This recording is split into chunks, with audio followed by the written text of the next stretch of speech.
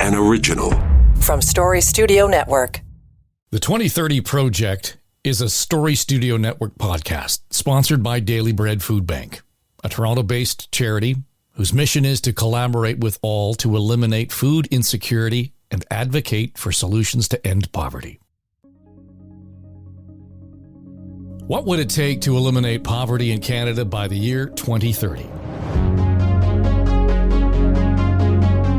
This is the 2030 Project. It's a podcast that explores why poverty persists and what we can do about it in this country. We endeavor to uncover what's been successful with Canada's poverty reduction strategy, but then what needs to come next. The 2030 Project tackles some of the biggest and the most pressing social issues facing this country today. I'm Dave Trafford, and thanks for joining us. So now we move into this phase. We've had recovery has been the big R that governments have been flashing in front of us, and we're going to have to recover from COVID. We're going to have to recover economically. We're going to have to recover our public health systems. And we've seen government be very nimble and quick in terms of their response in the initial stages of the pandemic. But with that came huge, unimaginable deficits and debt. We never would have thought of them in the trillions of dollars 2 or 3 years ago. And now, oddly enough, we're looking at a government on Ontario, and their last budget became the biggest spending provincial government in history, and it was a conservative government. So at some point, we see all of this is going into the economy, necessarily so, to support those who suffered as a result of COVID. But let's face it, at some point, we're going to have to pay the bill. We're actually going to have to pay for those services. We're going to have to make up for it. Because even when we look at inflation, that is becoming a real issue for so many people that we're talking about in this series. The need to reduce poverty by 50% by 2030 is in jeopardy, no question about it.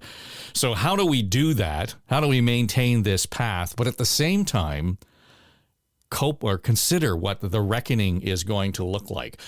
So joining us today here on the 2030 Project is Garima Talwar Kapoor. She's the Director of Policy and Research at Maytree. Noah Zahn is the co-founder of Springboard Policy.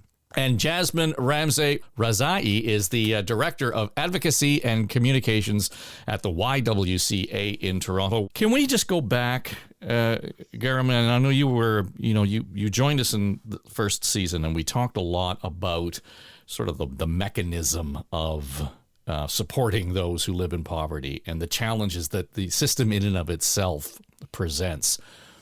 And I was talking to folks in Scarborough during the election campaign at one of the town hall meetings that they had. And I said, so what would you do tomorrow to address this? And one, I think it was the NDP candidate, she said, let's just fix the system so that it doesn't make it so difficult for those who need ODSP or Ontario Works to manage that in a significant way. And that's against the backdrop, I think, of a fairly significant development. And that is to say, poverty has become a priority for the 4 major parties in Ontario. So is there a glimmer of hope here that we can look at and say, at least it's risen to the surface as a priority? We talked about it vigorously in an election campaign? Yeah, absolutely. Thanks for the question, Dave, and happy to be here. You're right. Could I have imagined that social assistance rates would have been a top policy debate or discussion during the Ontario election a couple of weeks ago? I mean, not really, because for decades we've seen it be this sleepy issue, even though, close to 1 million people in Ontario need support from social assistance, whether that's Ontario Works or the Ontario Disability Support Program. So do I see that glimmer of hope in that we are politically engaging in debate around what the ODSP benefit levels should be? Absolutely. It's a debate that's been that has been bubbling for a long time. And I'd say that people with living experience of poverty, people who are on the front lines in terms of advocacy, people who think about these questions from an economic and more like policy perspective, have been thinking about it for a long time. And so, really welcome these debates around what should the benefit levels be? Should we, how do we raise them so that they meet the poverty levels or poverty measures, and what would it subsequently cost? I think in Ontario, by the way that we've created our system, we've got Ontario Works for people who are considered, quote, employable, and ODSP for people with disabilities and people who are not, who are deemed sometimes unfairly to not be able to work. And so we've focused our debate so far on the needs of people with disabilities, which is really important to do. I just wouldn't want to lose sight of the question of how do you support um, those people who receive Ontario Works? Because just as we know that a single ODSP recipient can receive up to $1,169 per month in benefit support, and ask ourselves, how is anybody living on that? People who receive Ontario Works for a single adult, the maximum benefit that they can get is $733 a month. And so that is, it's unconscionable how low the rates are. And so when I think about what's next in terms of social assistance, it's having this reckoning around what the rates need to be. I think we need to reimagine what the purpose of social assistance is. Our social assistance system was created in a time where we thought that if you kept rates low, people would be, quote, incentivized to work. And you know, that theory today does not hold true when low wage work is not good work, right? And so if we take this holistic approach to social assistance and a broader labor market approach, we start to ask ourselves questions around what is the purpose of social assistance? How high, how high can we bring the levels of or the benefit rates so that people can live a life with dignity?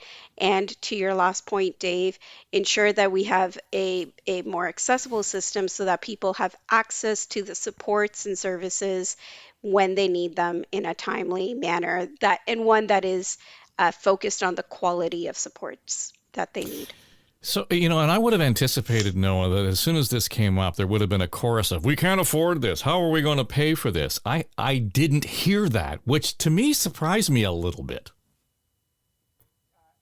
So I think that that's an interesting political hope. Maybe this is a hopeful analysis, but there's a different experience that I think we have as a society with the idea of needing income support programs as a result of COVID. In the first couple of months of the pandemic, something like 1 in 5 Canadians over the age of 15 were benefiting from CERB, the Federal Canada Emergency Response Benefit. And so the idea of a kind of income support shifting from something that those other people who have these kinds of, these issues, whatever ideas we had around people who rely on social assistance, that got shaken up as people, aside from those 1 in 5, that meant that everybody had their neighbor, their family member, somebody that they knew closely, relying on CERB, and recognizing that it was not from a fault of their own, but of things that happened to them. And what did we get when we had a program that was suddenly for everyone? We got much higher rates, more than twice what you can get that Green was highlighting for a person without a disability on Ontario Works. We got much quicker response. You could get it within days and weeks, and we got almost none of the red tape or hoops that you have to jump through to get that. And I think that empathy and shared experience goes a long way in terms of what we have support for politically. And perhaps what we're starting to see is once people see both the challenges of having to navigate some of these programs with recent memory and a better understanding of what might drive people to need that support, then maybe we have a little bit more of a support for better programs of support. Okay, well, all well and good, and I appreciate the optimism.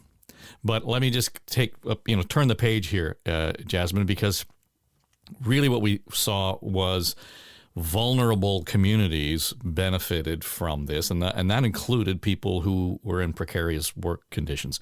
Once we withdrew CERB, we kind of went back to normal, if you will, and we put the folks who were on Ontario Works in their corner, and we put the folks in ODSP back in their corner, and we didn't see them as on the same level as people who had jobs. Once they got back to those jobs, CERB was no longer necessary, so we can kind of do this and we can move on. For me, it emphasized just how vulnerable those communities were when we withdrew CERB. How vulnerable those people are who are relying on a welfare check. Just how vulnerable they are with relying on a disability pension. How do we focus and drill down and make sure that they don't get lost in the shuffle as we begin to move things forward? That's a great question. I think a point of clarification is that those who access CERB and those who were receiving OW and ODSP were not necessarily referring to the exact same communities. In fact, one of the things that CERB has really marked for anti-poverty activists is that, in fact, we need at least a $2,000 benchmark, because the federal government, by introducing a $2,000 monthly sort of income, has signaled to the provinces that is sort of the minimum that people need in order to survive.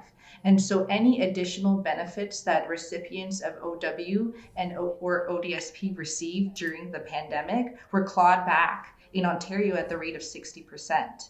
So interestingly, the province was filling its own coffers with federal money. So it's interesting to me that those who are on OW and ODSP are kind of a distinct community. There might be some overlap with CERB recipients, but to your point, CERB has been, for the most part, eliminated. It's sunset the program. A lot of folks have returned to the labor market, but those who were on OW and ODSP are largely just left to fend for themselves in these really inadequate conditions. And so it is hopeful that these political parties in Ontario are talking about improving the rates. But I would like to take it a step further. I strongly believe that income security in our society should be decoupled from work, period. I think there's a compelling argument to be made for a guaranteed livable income program, a basic income program. And the truth is, not everyone can participate in the labor market, and the labor market isn't designed to include everyone on an equal footing. Now, to your earlier point around, how will we pay for all of this? Fiscal responsibility, fiscal prudence. And it's interesting to me with the latest budget announcement by the Conservative government, the government in power, lots of tax credits, lots of cuts here and there, right? Lots of benefits for the stakeholders, but no improvements in social assistance rates. So I do think that governments have the capacity to invest in the social safety net if they choose to do so, but they're spending money on things that are not actually supporting those who are most marginalized in our society. So to me, the question is not how are we going to pay for all of this? The question is how will we allocate the resources that we currently have in a way that long-term saves us in expenses, in emergency services, in shelter costs. It's a lot more expensive to put someone up in a shelter than it is to give them permanent affordable housing. And it's, so I think as a society, we have to really figure out what the most cost-effective approach to empowering people to live a dignified life is, and whether or not, we should be focusing on tax credits and a poverty reduction strategy that's really emphasizing the importance of work, when the truth is there's a lot of working poverty in our province, and there's a budget that is very generous, but for some communities and some stakeholders and not others. And the theme is consistently that the most marginalized members of society, those who face systemic racism, oppression, violence, are really an afterthought. And that has to change. So that is sort of my hope for this election. And, I think that is the fiscally prudent approach moving forward. Whether that's a political feasible approach, that's yet to be determined. Well, let me ask you this then on that note, because when we look at inflation being at historic levels, every time we get an inflation number, it hasn't been this high in 30 odd years, whatever it might be. The challenge right now is we are calling on government to step in and, make these spending decisions to support what you're talking about. The problem is it stimulates the economy at a time when we shouldn't be stimulating the economy. It's just going to drive up inflation. We get onto a very difficult track in a hurry and makes the cycle all the more difficult to break.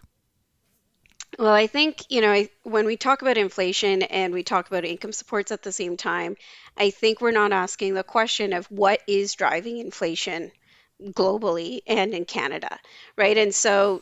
And right now in Canada, inflation is being driven by a supply side crisis, right? That outbreaks of COVID-19 and associated shutdowns of manufacturing plants or whatever it is throughout the world are creating a supply chain challenge, which creates supply side issues in terms of us not being able to get the goods and the goods that we might need to buy.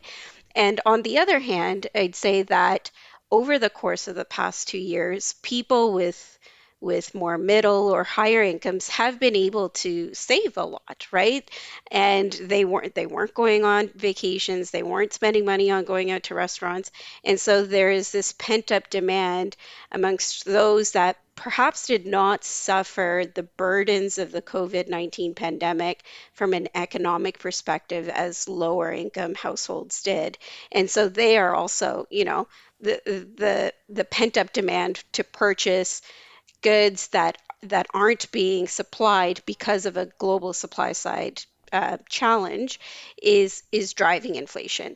And so when we think about income supports for those in deep poverty, and then think that providing supports to these people so that they can purchase basic necessities like food, or rent, it's not an equal conversation, because to resolve our inflation challenges, and those are really real challenges, off of the backs of the people who have had very little to do in contributing to the crisis, doesn't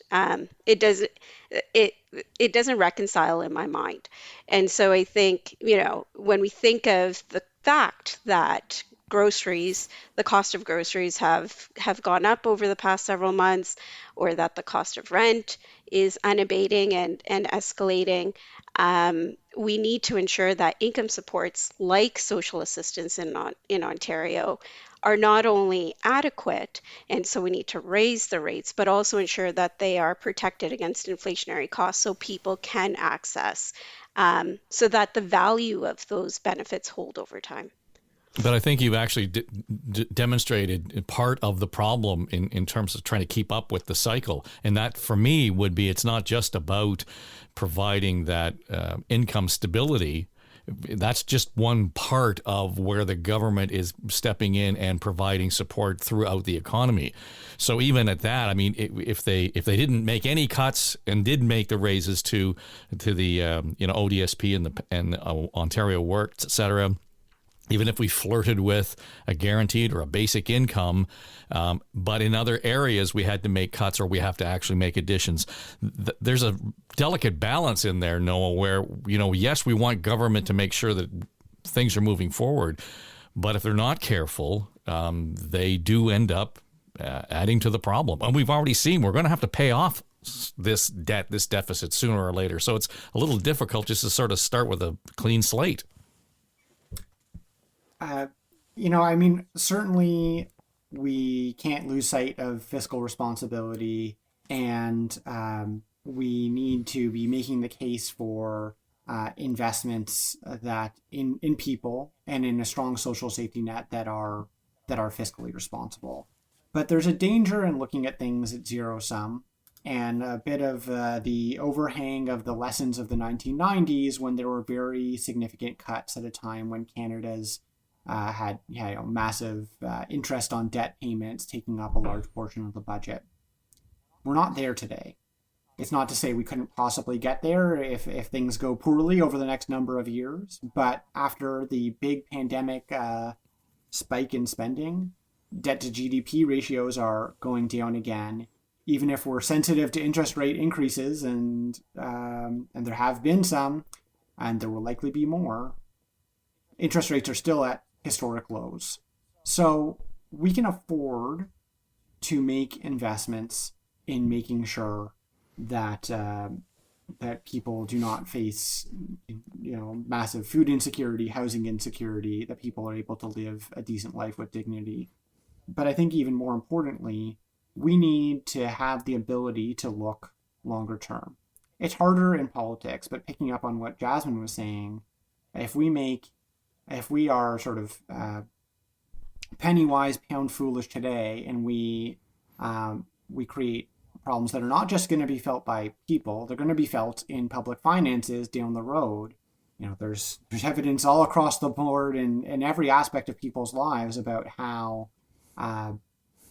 even modest investments in giving people either more money to be able to afford their necessities, or access to things that would cost them money, like access to healthcare, mental health, pharmacare, dental health, kinds of services, employment services, that we can improve people's lives and avoid significant public costs down the road.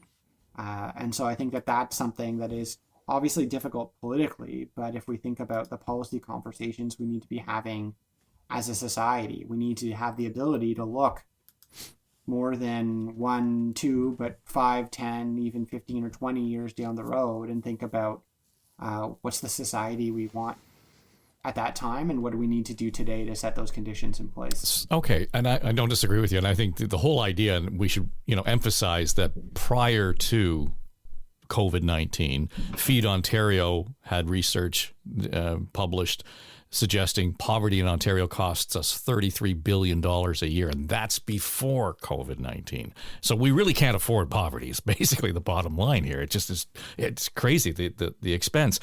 But in all of that, I mean, and clearly it's becoming more expensive thanks to the pandemic. But Jasmine, in the last series, you talked passionately, and you have so far today, about the vulnerable communities that are affected by, whether it's government policy or the COVID pandemic or the combination of those things.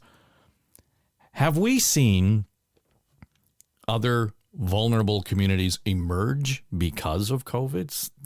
Perhaps, communities that would otherwise prior to COVID been considered, okay, they're reasonably comfortable. And I'm not being glib, but I might even say the middle class, where we've seen that more or less erode.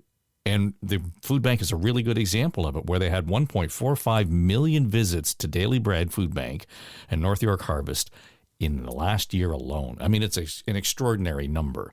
So there were a lot of people who up until then thought, I'm okay. Now I have to use a food bank. Do you get a sense that there's a demographic or a community that we up until now have not considered vulnerable that now is and we need to pay attention to? Yeah, that is a very good question. And to be frank, I'd have to see more data or research about it. This is just me speaking from sort of what I've noticed and read and anecdotally observed. But I think the pandemic has highlighted the precarity of work. So an individual who may have thought of themselves as middle class, but only really had a certain amount of money saved in the bank, and then lost their job, and then realized they're only a paycheck or two away from eviction, it's challenging that narrative or notion that, if you work hard, you'll get there, that you too can attain and achieve economic success.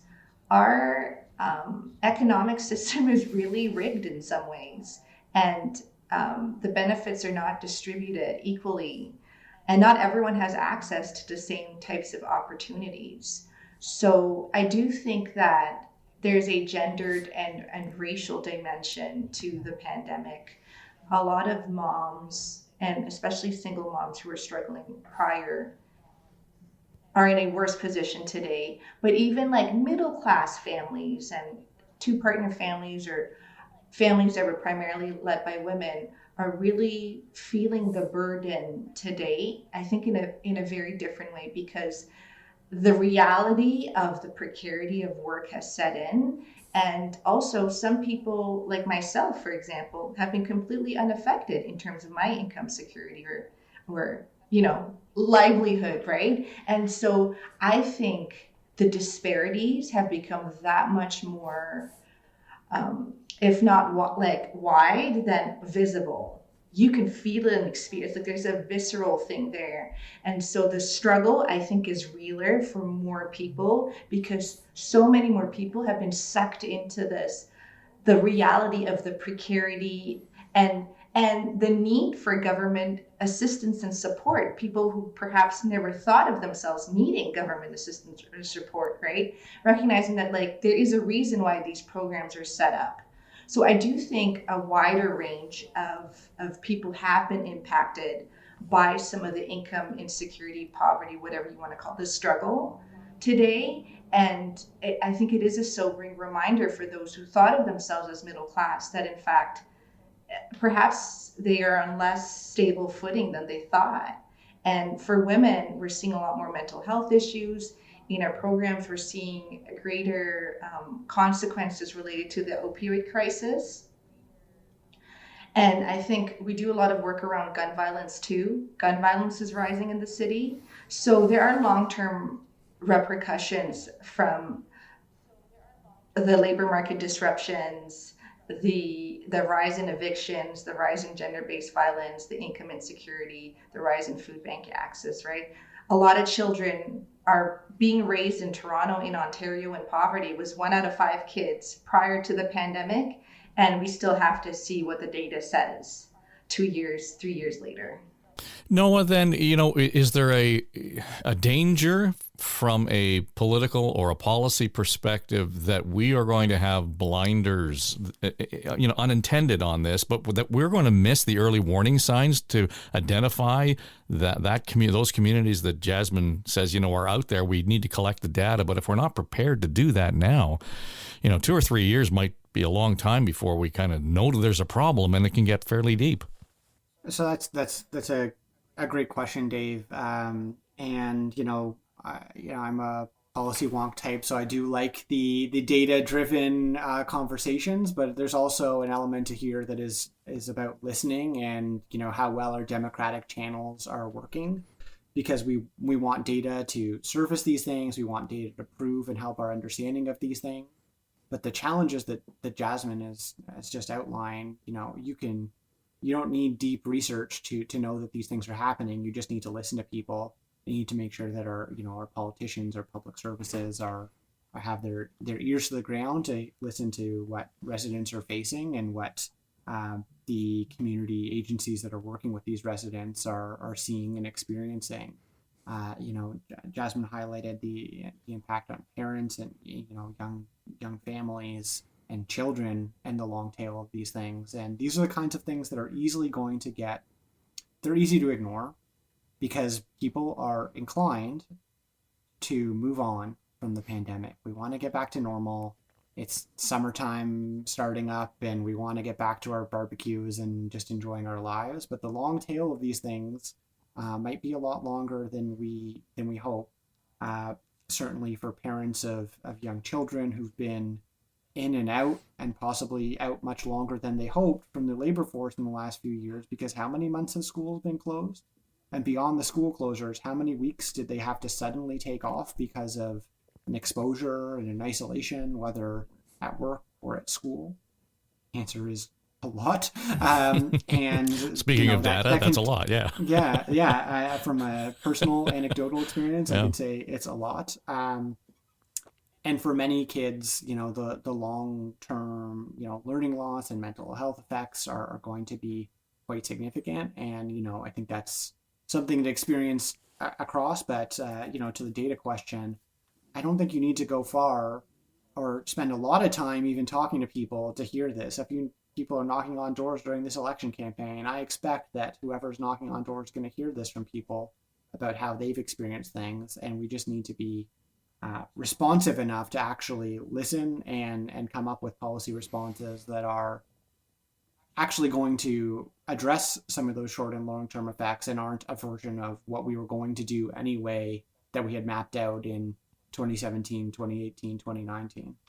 I guess, Garima, what we've touched on here is the sort of the jeopardy that we all face because of the fatigue, and it's a genuine fatigue on so many levels, whether it's economic, our health, political. There's a sense of fatigue where it's not that we don't want to do something. I'm just tired. Yeah, absolutely. I mean, I'm tired too. Everybody that I know is tired, right? And I think that when we think of the fatigue that people are facing and the fatigue of our public institutions taking place at the same time, alongside a promise of building back better, there is this promise and potential that's been presented out there, and an absence of realizing those goals, right? So when we talk about strengthening our public services, when we talk about strengthening our public institutions, when we talk about, raising income supports, when we talk about ensuring that everybody in Canada has the right to live a life with dignity and an adequate standard of living, that takes work. And I think what we've seen over the past several years is a hardening of polarization that has taken place in our political discourse and public discourse over decades, and very different perspectives on what it takes to, quote, build back better. And for those that, wish that we could just have the world turn to the way that it was in 2019, um, there's a messaging that is not politically great, which is the world is not going back to the way that it was in 2019, and there's a collective grief and mourning that needs to take place around that. But also that those that as we've discovered, I think, or more palpably have understood over the past 2 years, is that inequities in Canada are are huge, and they're salient, and they cut across income lines, they cut across race lines, they cut across geographies. And to go back to the way that things were in 2019 is to accept that we are okay with the magnitude of inequities that exist. And so to build back better and to get to the promise that we've all sort of set up for ourselves requires work. And it requires unlearning and strengthening many of those public institutions that help to reduce inequities. Um, but we've got collective fatigue because for some people, there might be an unwillingness to do that because the actions that it takes to actually do that might reduce your own standing in society, or may, you might think that it might, you know, you're helping others at your own expense. You might have to, I don't know, pay more in service fees, or your property taxes, they'll never go up in Toronto. But, this idea that we need to increase some form of revenue to help pay for these public services that we all need and rely on is a really uncomfortable thought. And I think you hear that in the public discourse right now in Ontario, where we're still talking about, taxes as the bad thing, and, the boogeyman, and, small government versus large government. And that polarized debate doesn't make sense in what is now a post pandemic world, when we've all learned a really hard lesson that we are one illness, one paycheck, one car accident away from needing collective public support. Well, and when you said, we all want to go back to 2019, I thought, do we? I mean, really? Jasmine, I just want to close, but I want to get your thought on that, just because I saw you nodding as Garima was wrapping up her comment, and to say, what's important here, the reckoning is not going to be easy. This is about resilience. It's about muscle building, and that's hard work. To use the metaphor of doing exercise. If you're going to be healthy, that's kind of where you have to go. So the notion that the reckoning we all got to kind of stand up on our own hind legs, if you will, and move this thing forward. But if you were to look at what we've gone through the last 2.5 years, is there a lesson learned from the COVID experience that you think that perhaps we should use as a benchmark or a place to plant the flag for a reckoning that is effective, a reckoning that doesn't leave people behind, but a reckoning that still, builds back better? I was nodding my head because I just loved everything that Garima said, and I appreciate your question. I think it's interesting. We've had a federal commitment to a universal childcare system, right? It took a pandemic and the first woman finance minister to get us there. And then we've seen with the latest federal budget a monumental investment in housing after 30 years or whatever chronic underinvestment or no investment at all. So there is a recognition and an understanding that we do need affordable housing. We need more housing. We need childcare. We need affordable childcare. We need accessible childcare, right? If we want people to work, they need to have access to a home. They need to be able to put their children in daycare. And then perhaps they can consider employment. And we need strong employment standards so that those who are working full-time jobs don't have to work 2 or 3 jobs just to make ends meet in what is an increasingly expensive city, country, etc. So it's like we as a society do need those, railways, streets. Think of it as the social infrastructure in place in order for people to succeed and thrive and live a dignified life. And we need a recognition that some folks with disabilities, some folks because of mental health issues, some folks because of a lot of legitimate and compounding issues will not be able to participate in the labor market, and they require our care and attention as well. Yeah, and I think that sort of brings us back to where we started, in as much as what we have seen is a political acknowledgement of the things that you have just rhymed off. To some degree, we aren't hearing anybody saying we can't afford affordable housing. We aren't hearing anybody say anymore that we're going to ignore ODSP and Ontario works here in this province. So it might be a slow climb, but I think that we're getting to a point where the discourse is often bitter and discordant, if not divisive, but some of that's making headlines because it's noisy. The good news is, I think, based on what we've just sort of kicked around, is that we're seeing some of these issues slowly rise to the top and take up an important space in the overall discussion. Jasmine, Noah, Garima, thanks for being here. I quite enjoyed this. Thanks, Dave. Thank you. Appreciate it. Thanks so much. Thanks for listening to the 2030 Project. We would encourage you to subscribe to the show. We're on Apple and Spotify, Google, Audible, pretty much anywhere you get your podcasts. We'd also be grateful if you'd offer a rating on the show. We'd love your thoughts, your feedback, even your criticism. The 2030 Project podcast series is sponsored by Daily Bread Food Bank, a Toronto-based charity whose mission is to collaborate with all to eliminate food insecurity and advocate for solutions to end poverty. I'm Dave Trafford, and the 2030 Project is a Story Studio Network podcast produced by Eye Contact Productions.